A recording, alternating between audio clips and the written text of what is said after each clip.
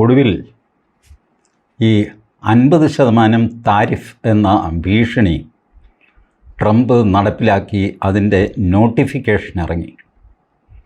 അതിൽ തമാശ എന്താണെന്ന് വെച്ചാൽ ഇലക്ട്രോണിക് ഐറ്റംസൊക്കെ പഴയ താരിഫിൽ തന്നെയാണ്, ഫാർമസ്യൂട്ടിക്കൽസ് പഴയ താരിഫിൽ തന്നെയാണ്.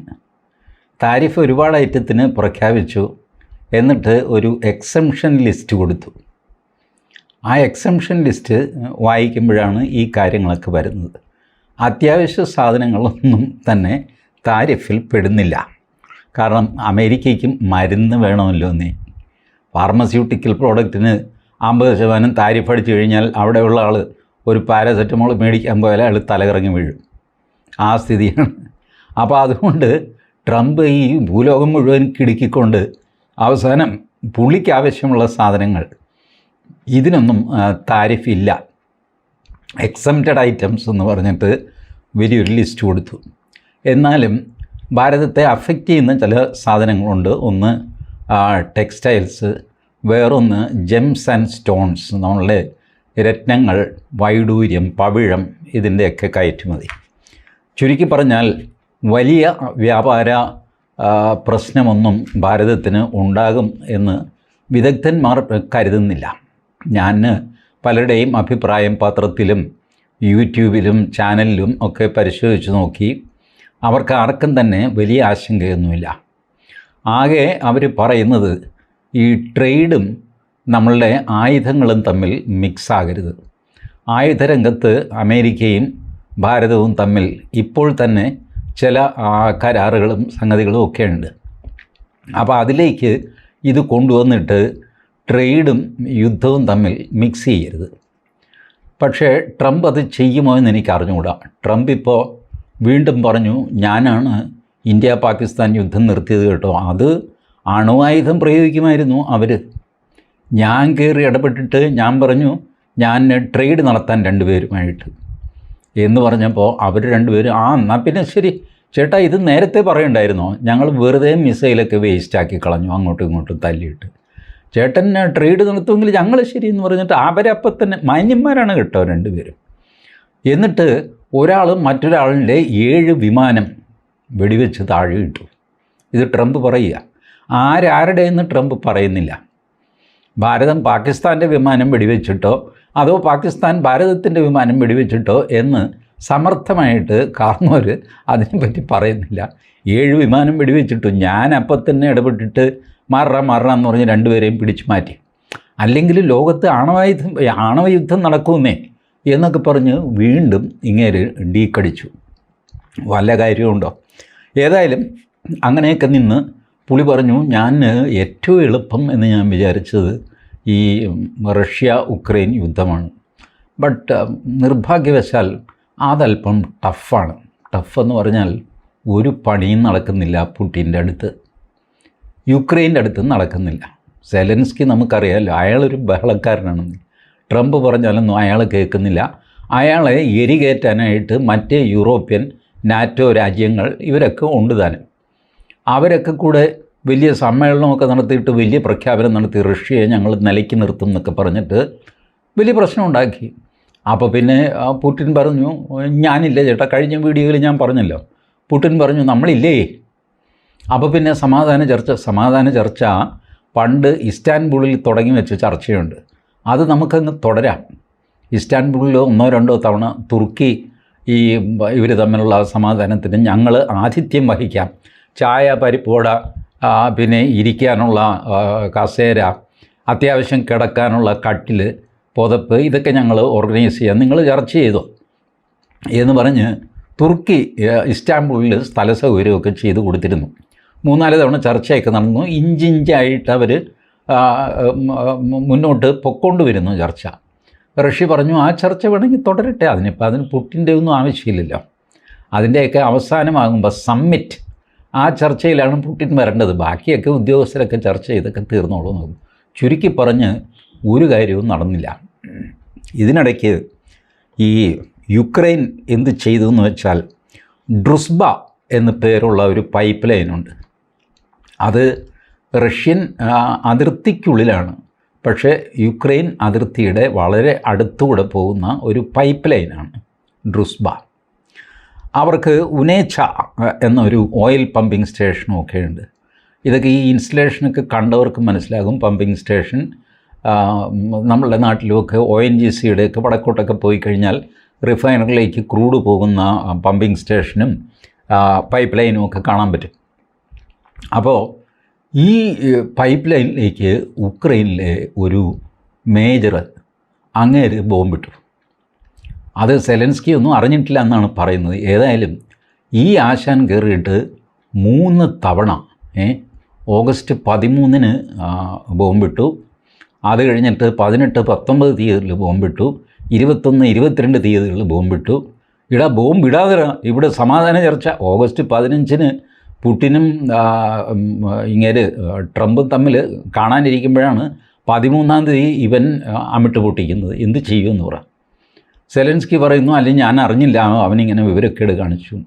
ഈ പൈപ്പ് ലൈൻ പോകുന്നത് ഹംഗറിയിലേക്കും സ്ലോവാക്യയിലേക്കുമാണ്.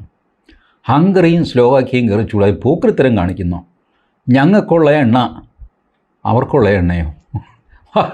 യൂറോപ്പിൽപ്പെട്ടതാണ് ഈ ഹംഗറിയും സ്ലോവാക്യയും. അവർ റഷ്യയിൽ നിന്ന് എണ്ണ മേടിക്കുന്നു, ഇറ്റലി മേടിക്കുന്നുണ്ട്, ജർമ്മനി മേടിക്കുന്നുണ്ട്, ഗ്യാസ് മേടിക്കുന്നുണ്ട്, ഒക്കെ മേടിക്കുന്നുണ്ട്. ഇന്ത്യ മേടിക്കുന്നതാണ് പുടിന് ട്രംപിന് കണ്ണിൽ പിടിക്കാത്തത്. ഈ ബഹളമൊക്കെ നടക്കുമ്പോഴും യൂറോപ്പിലേക്ക് എണ്ണയും പ്രകൃതി വാതകവും പൊക്കോണ്ടേയിരിക്കുകയാണ് റഷ്യയിൽ നിന്ന്. അതിനൊന്നും ആർക്കും ഒരു കുഴപ്പമില്ല. എന്തുവായിക്കോട്ടെ, അത് വേറൊരു പ്രശ്നം. ഏതായാലും ഹംഗറിയും സ്ലോവാക്യയും കയറി ചൂടായി. സ്ലോവാക്യ പറഞ്ഞു, നിൻ്റെ ഇലക്ട്രിസിറ്റി മുഴുവൻ ഞാൻ കട്ട് ചെയ്യും ഇടാന്ന്.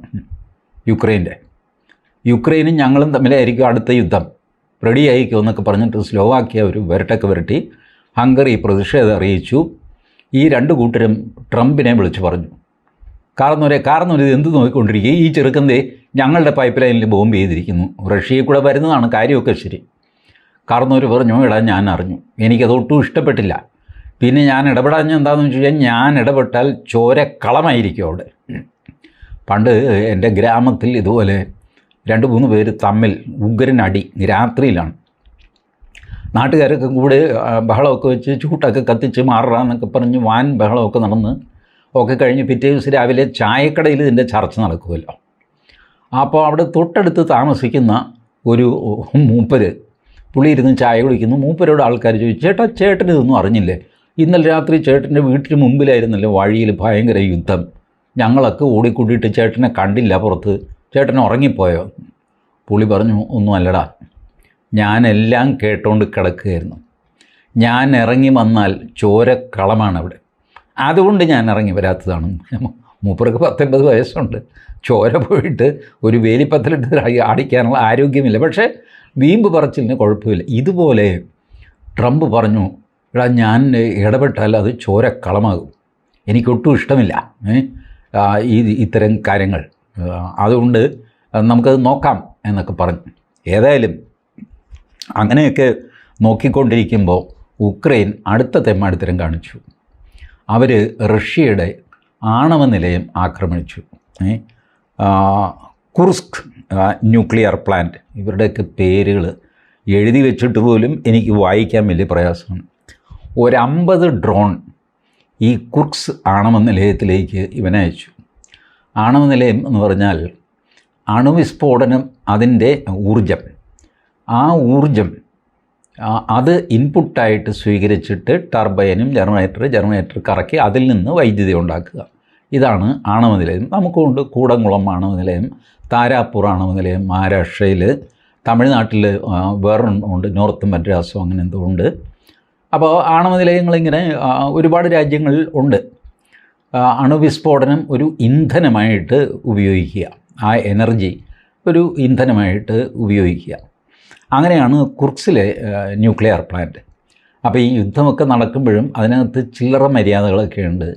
ഒരു രാജ്യവും മറ്റു രാജ്യത്തിൻ്റെ ആണവ നിലയത്തെ ഒന്നും ആക്രമിക്കുകയില്ല. നിങ്ങൾ ഇസ്രായേൽ ഇറാൻ കോൺഫ്ലിക്റ്റ് ആലോചിച്ച് നോക്കുക.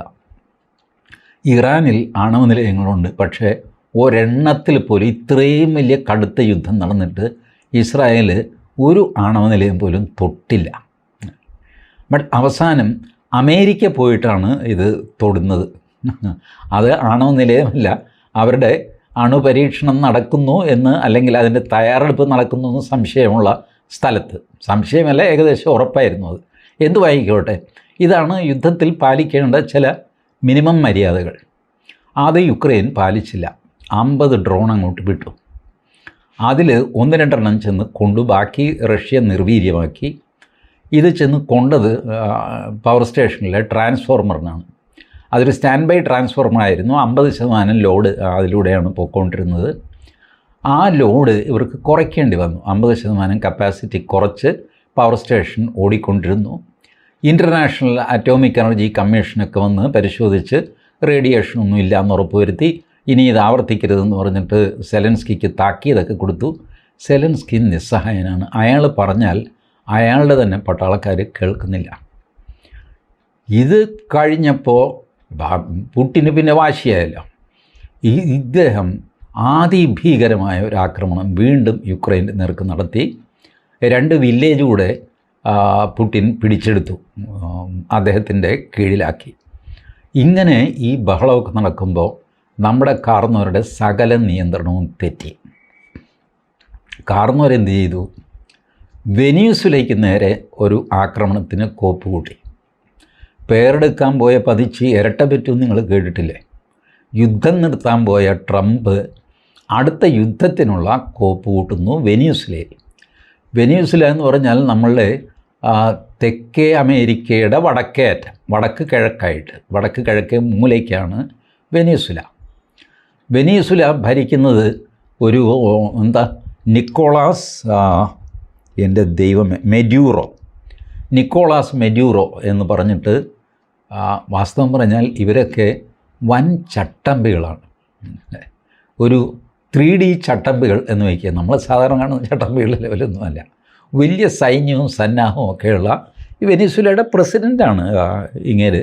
വെനീസുലയിലെന്നൊക്കെ പറഞ്ഞു കഴിഞ്ഞാൽ തെരഞ്ഞെടുപ്പ് സംഗതിയൊന്നുമല്ല, ഇപ്പം കയ്യൂക്കുള്ളവൻ കാര്യക്കാരൻ ഇങ്ങനെ പോകുന്നതാണ്. വെനീസുലയുടെ പുറത്ത് ഈ ഒരുപാട് സാങ്ഷൻസ് ഏർപ്പെടുത്തിയിരിക്കുകയാണ് അമേരിക്ക. വെനീസുല ഭൂമിയിലെ 17% എണ്ണ വെനീസുലയിലാണ് എന്നാണ് കണക്ക്. അത് മുഴുവൻ കുഴിച്ചെടുക്കാനൊന്നും വെനീസുലയ്ക്ക് സാധിച്ചിട്ടില്ല, ഈ അമേരിക്ക തടസ്സം ചെയ്യുന്നതുകൊണ്ടും ഒക്കെ. വെനീസുലയെ ഇൻഡയറക്റ്റ്ലി സപ്പോർട്ട് ചെയ്യുന്നു ചൈന, റഷ്യ, ഇറാൻ.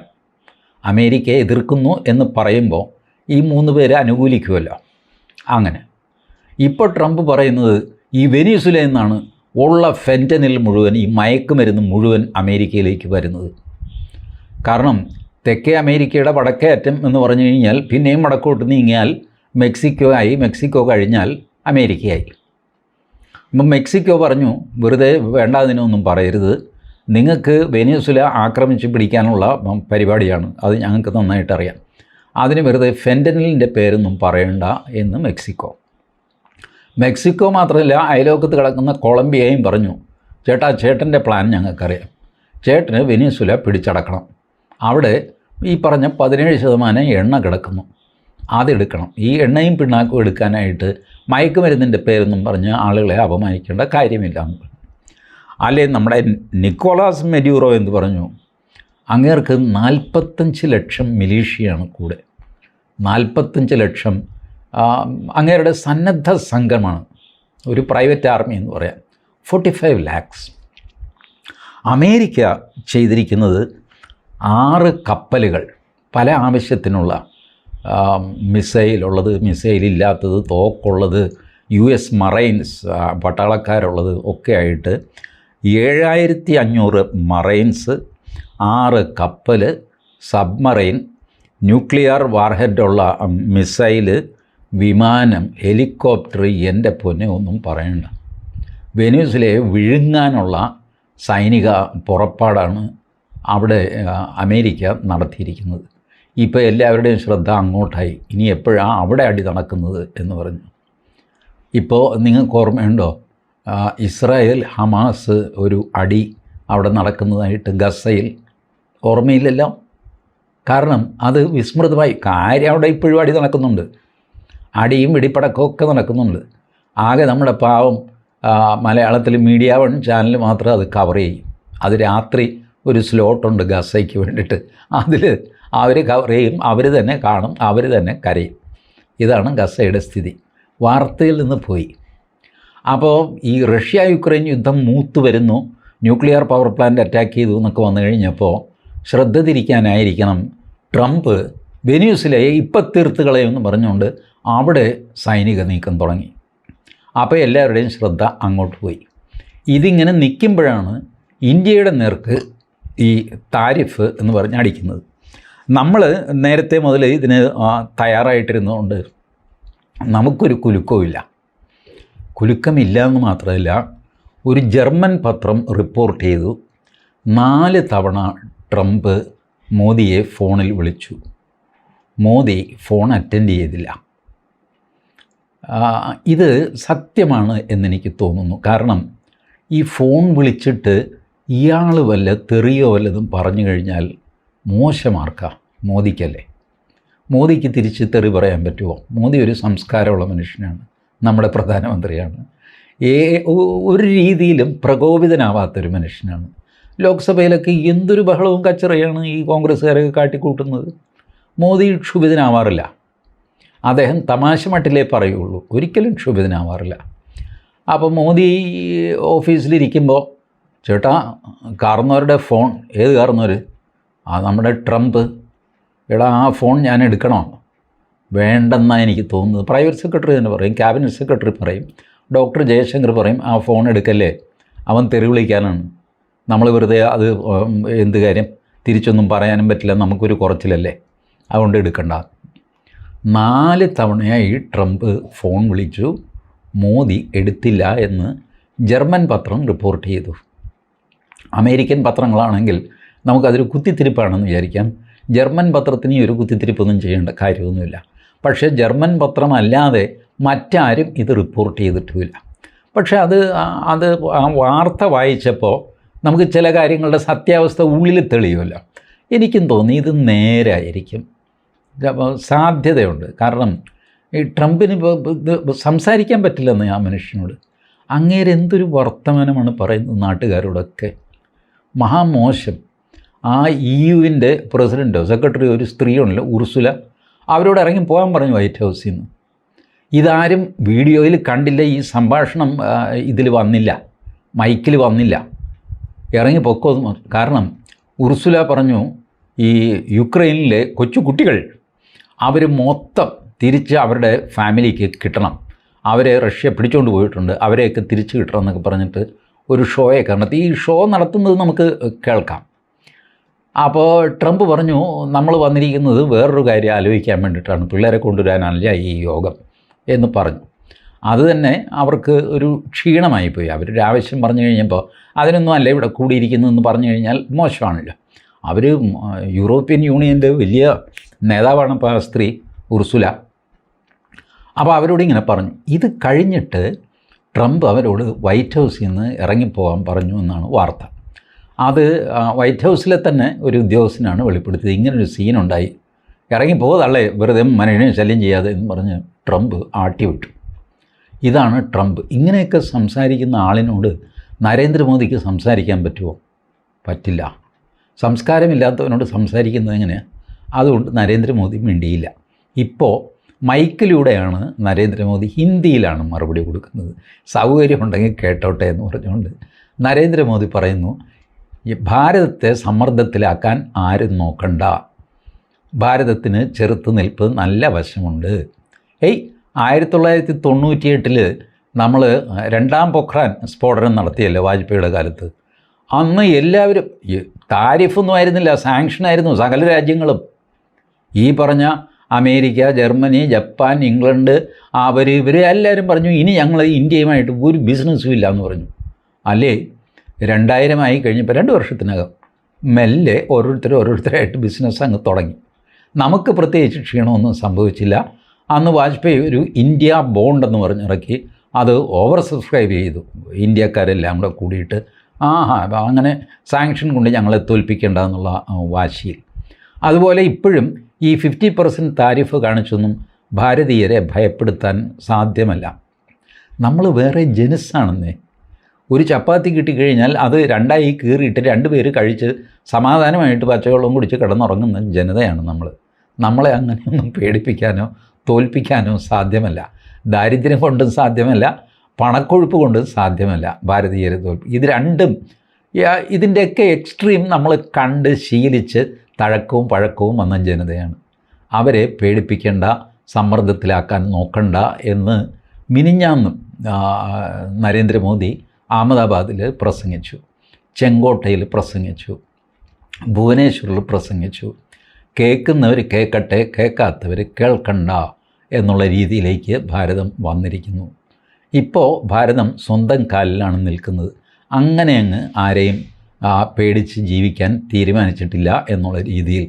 അതുകൊണ്ടാണ് ഈ ട്രംപിൻ്റെ ഫോൺ കോളൊക്കെ വന്നിട്ട് ഈ തെരുവ് യുദ്ധത്തിന് ഞാൻ തയ്യാറല്ല എന്നുള്ള സിഗ്നലാണ് മോദി അതിലൂടെ കൊടുത്തത്. തെരുവിലല്ല ഡിപ്ലോമസി നടത്തേണ്ടത്. ഹോൾ മീറ്റിങ്ങിൽ ക്യാമറകളുടെ മുമ്പിൽ വാടാ പോടാ വിളിക്കുന്നതല്ല ഡിപ്ലോമസി.